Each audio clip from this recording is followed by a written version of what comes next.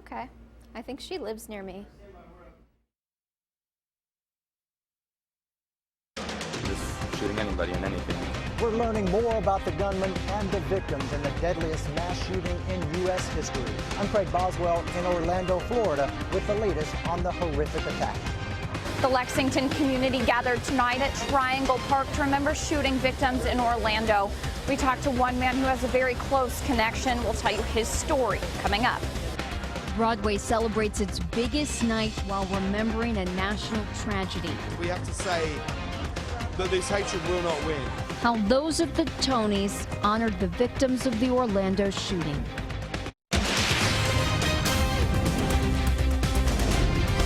This is WKYT News at 11.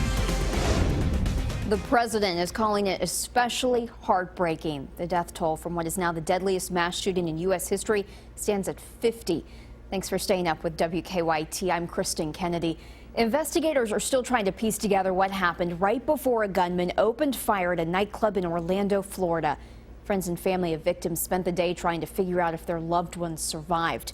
CBS's Craig Boswell talked to witnesses in our top story at 11. A service was held Sunday night for victims of the deadliest mass shooting in U.S. history. We are heartsick and heartsore, but we are not defeated in this moment.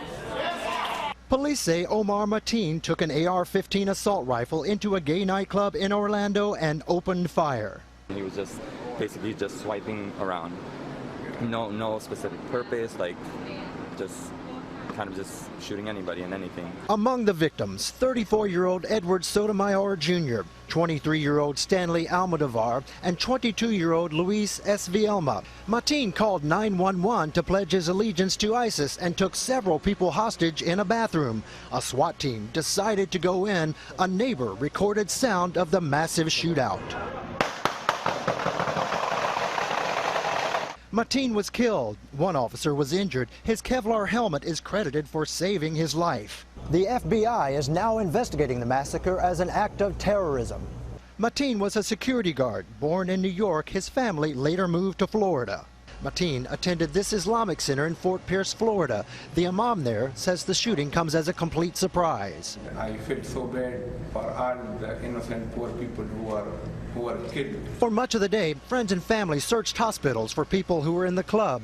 Jose Ornedo was searching for his brother. He was in the club with three of his friends, and they made it out okay, but they lost him, and they don't know where he's at. Many others continue to wait for news about loved ones. Craig Boswell, CBS News, Orlando, Florida.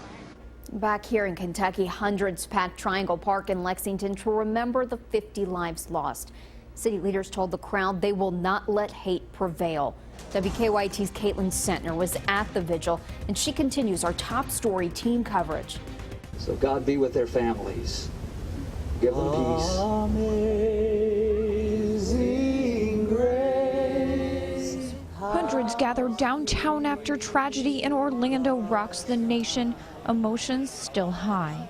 Angry, upset, anxious, a little bit of everything. Triangle Park filled with many standing in support of the LGBTQ community. If you could see this from my perspective, standing up here looking out, this speaks volumes about what kind of a community that Lexington, Kentucky is. We can't let fear override, celebrations of who we are. City leaders stopped by to help remember the many lives lost in the deadliest mass shooting in U.S. history. For we know, yes, we all know, that freedom and justice and liberty will always prevail over hate. This is all our community, and everyone is welcome, and we will be there for you. We talked to a man who's been wearing a shirt that says #WeAreOne for a very long time now. He was shocked to learn he had friends at Pulse nightclub last night in Orlando. Kind of makes it hit home a little bit more. Kind of makes you realize the importance of life and how important all life is. City leaders and community members alike saying they stand in solidarity. And I think the mayor said that with such grace down in Orlando, won't be defined by the tragedy, but the response. But now I see. we're standing with them in this time of tragedy. In Lexington, Caitlin Setner, WKYT. Lexington police are working with community members to ensure the upcoming Pride Parade goes smoothly. The city's Pride Festival is scheduled for Saturday, June 25th. State leaders are talking about the shooting. Senator Mitch McConnell released a statement saying, in part, the nation's prayers are with the victims and their families in the wake of this terrible tragedy. We thank the citizens and first responders who helped rescue and save lives amidst horror and chaos. Senator Rand Paul was on Twitter this morning after news broke. Paul tweeted, horrific and tragic news out of Orlando, Florida. Kelly and I join the rest of the nation in praying for the victims. In Broadway's biggest night of the year, Tony Awards organizers decided the show must go on. They announced earlier today they would dedicate the awards ceremony to the victims of the Orlando shooting. Host James Corden opened the awards with a message of solidarity. All we can say is you are not on your own right now. Your tragedy is our tragedy. Theatre is a place where every race, creed, sexuality and gender is equal, is embraced and is loved. Hate will never win. The cast of Hamilton performed a number tonight. To respect the victims of the shooting, the cast decided not to use muskets in their performance. Singers pantomimed their shots during the performance of Yorktown. The song recreates the famous battle. We will continue to track this story and all national reaction. We will post updates online. Just keep checking WKYT.com. We are learning tonight about an Indiana man arrested in California on his way to a gay pride parade. Santa Monica police say 20-year-old Wesley Howell from Jeffersonville was on probation after an incident with a gun in Indiana. Police found 3 assault rifles, ammo, and a bucket of chemicals used to make an explosive device in Howell's car. Howell attended Ballard High School in Louisville. Officers arrested Howell just hours after the shooting in Orlando. Investigators do not believe the 2 cases are connected.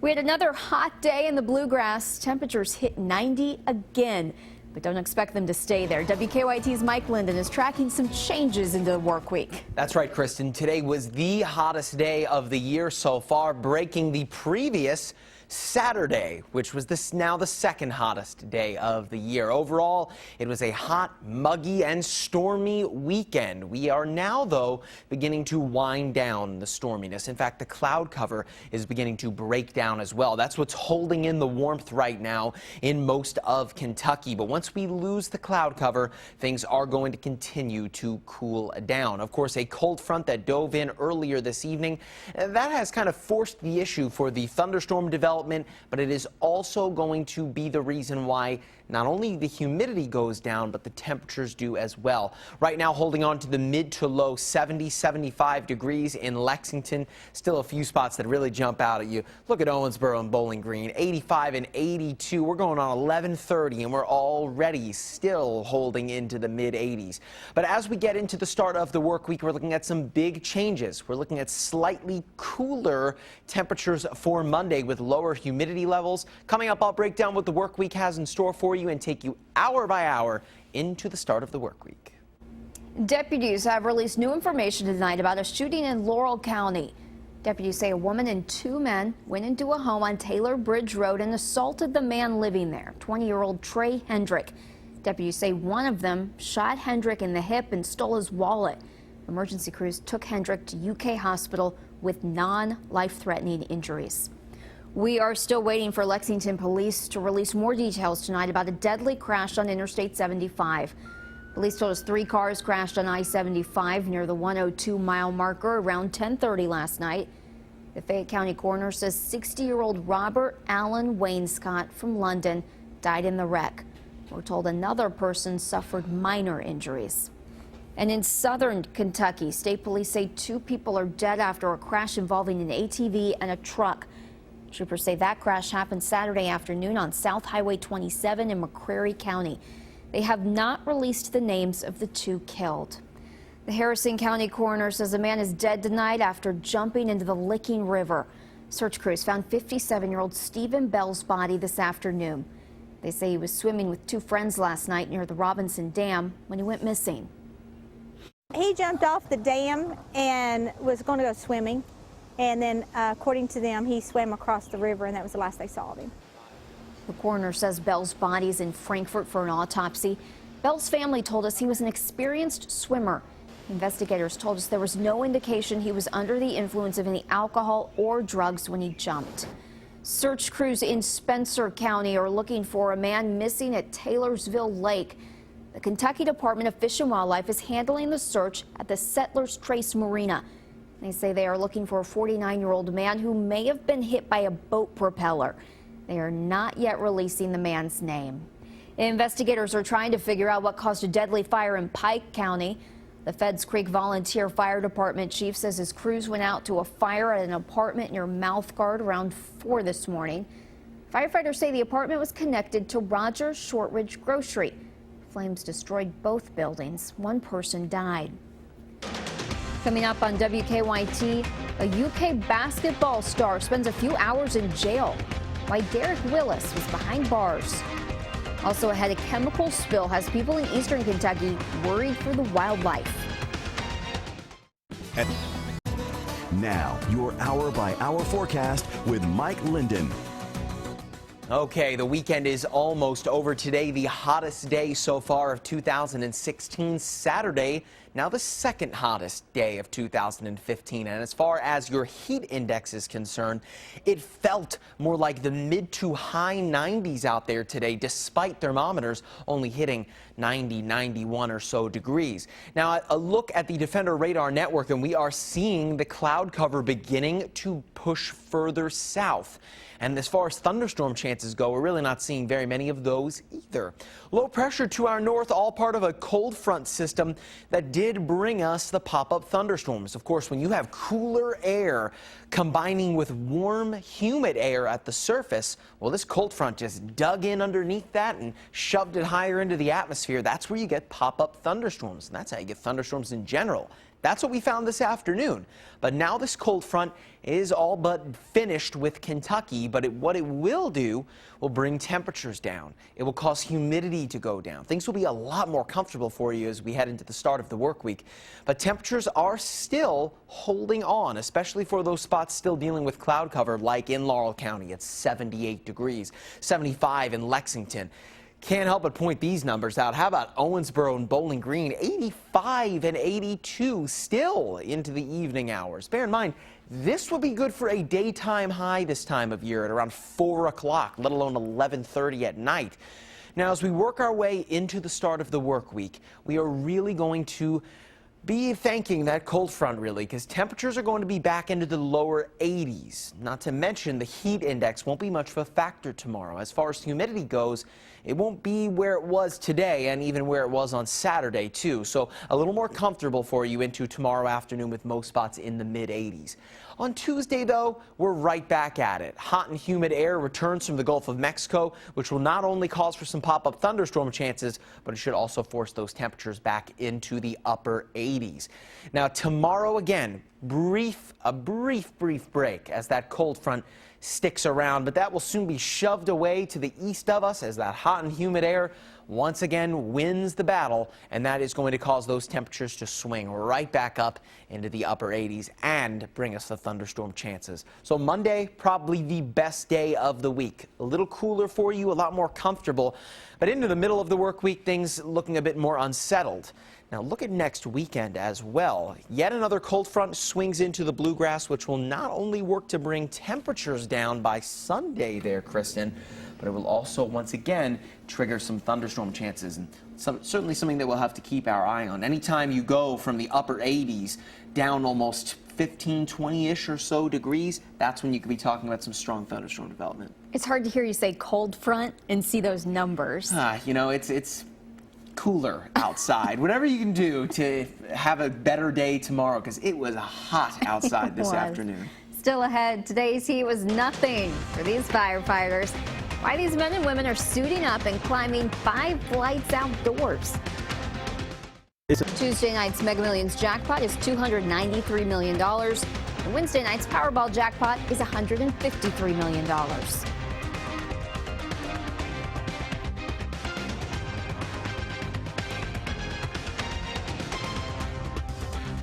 Deputies in Laurel County say a man was electrocuted this afternoon trying to get a drone out of a tree. Deputies say Robert Banazik was standing on a ladder trying to retrieve a drone with a pool net. They believe the net hit an electric line. Deputies found him on power lines on Marydale Road. They flew him to UK hospital. Deputies in Whitley County are looking for a man wanted for several charges. We're told deputies spotted 23-year-old Jeremy Tyler Lynn in a stolen car. They say Lynn took off, drove through a field, stopped, and then ran away. Deputies found a pregnant woman in the car. Lynn is facing several charges, including 4 counts of wanton endangerment.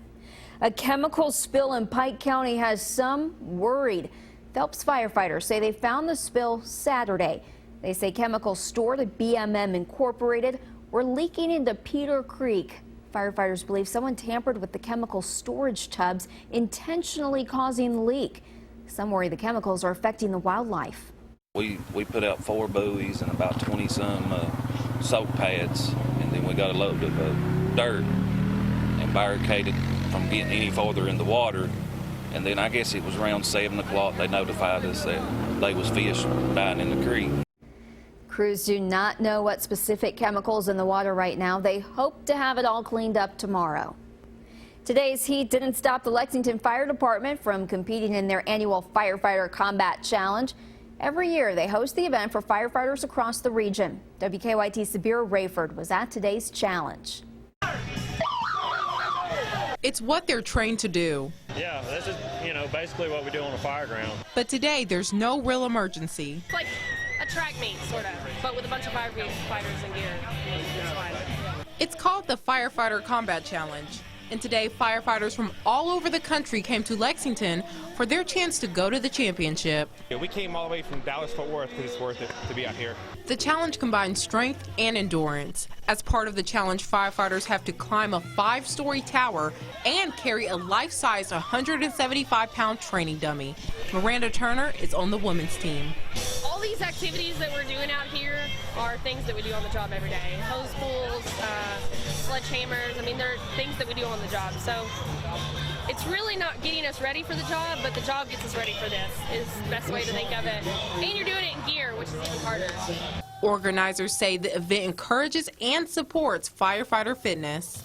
It's pretty hard, you got to be dedicated. It takes hours out of your day, practice and weight train. But some say the best part is sharing the moment with their friends and family. In Lexington, Sabira Rayford, WKYT. The World Challenge will be in Montgomery, Alabama in October. Lee Kay's in next with sports with the arrest of a University of Kentucky basketball player. That's right. Derek Willis was arrested and released on Saturday night. I'll have those details after the break. And a former Wildcat wins another championship today. Those highlights are next in sports.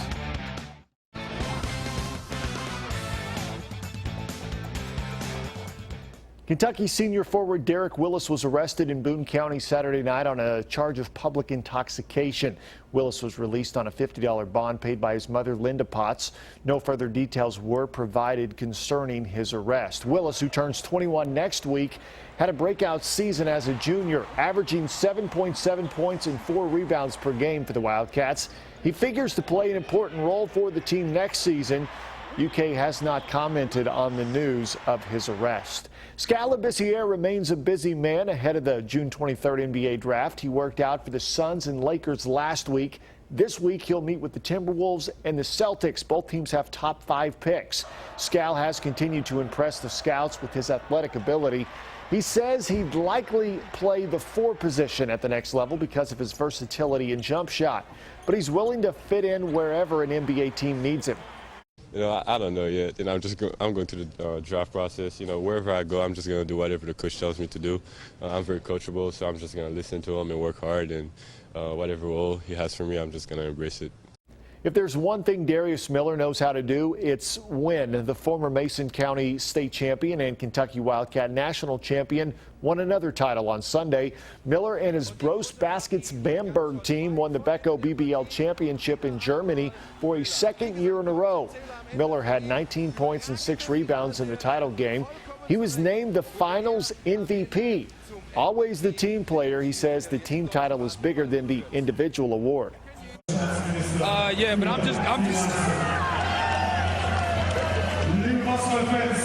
glad we won the championship. That's the most important thing. I know without my teammates, none of this would be possible. So the championship is way more important than this. They sure know how to celebrate, don't they? I think that was an entire boot of beer. Just a week ago, Miller signed a new 2-year contract with Bros Baskets in Germany.